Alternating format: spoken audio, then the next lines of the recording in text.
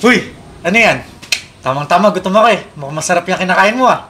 Ah, sasilog to. Kain ka. Meron pa dito.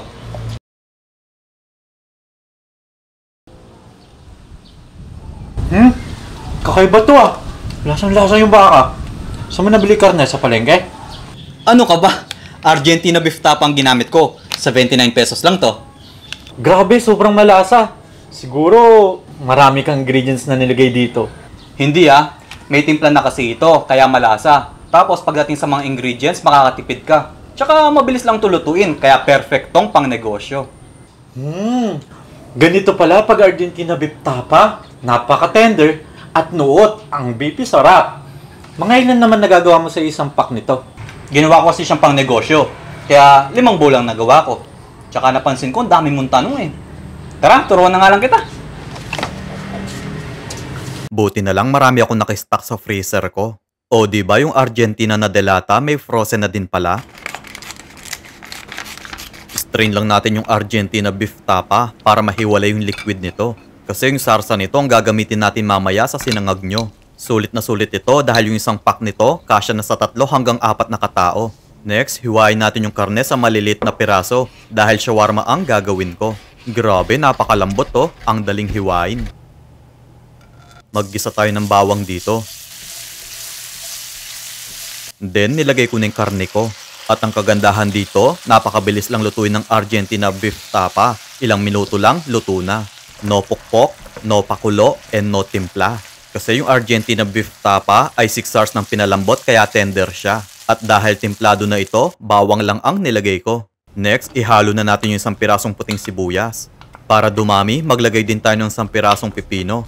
Pagdating kasi sa rice bowl negosyo, kailangan mabilisan ng pagluluto nito. Kaya saktong-sakto itong Argentina beef tapa ko. Next, 3 pirasong itlog ang lulutuin ko. Scramble egg ang gagawin ko para pang 5 bowl na din ito. Hiwain lang natin yung itlog sa maliliit na piraso gamit itong sensi ko. So, okay na. Luto na to. Next, maggisa tayo ng bawang dahil magsasangag na tayo. Tapos, ibuhos na natin yung liquid kanina. Heto ang sinasabi ko sa inyo, yung Argentina beef tapa ko, kaya din pasarapin ang fried rice nyo. Wala nang asin-asin pa dahil itong sauce na lang ng tapa ang ating gagawing pampalasa. Yung iba kasi naglalagay pa ng toyo, oyster sauce o kung ano-ano pa. Dagdag expenses lang sa ingredients natin yun. Kasi kung Argentina beef tapa ang gagamitin mo, mas marami ang matitipid sa mga rekado. Then maglagay tayo ng onion leeks pampaganda. Guys, 4 cups ng kanin itong isinangag ko dito. Tingnan nyo naman, itsura pa lang nakakatakam na.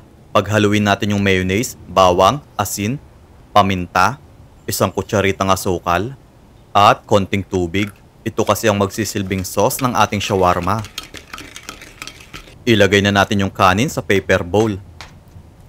Then yung ating shawarma. Tapos sa tabi nito yung itlog pa. Lagyan na din natin ng mayo garlic sauce. Guys, medium size itong paper bowl ko. Grabe, ang ganda ng itsura. Tapos masarap pa. Iba talaga kapag Argentina beef tapa. Oh, di ba? 79 pesos lang itong Argentina beef tapa. Pero nagawa kong negosyo rice bowl ay 5 pa. Pwede mong ibenta ng 50 to 60 pesos para kumita ka. Kaya kung murang rice bowl negosyo ang gusto mo, hetong Argentina beef tapa ang marerecommend ko. Pero kung murang ulam naman ang gusto mo, good for 3 na din ito. Available ang Argentina beef tapa sa mga leading supermarkets nationwide. Kaya naman, tikman na natin to.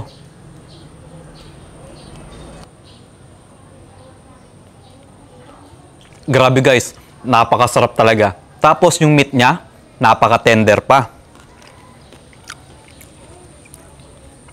Sarap.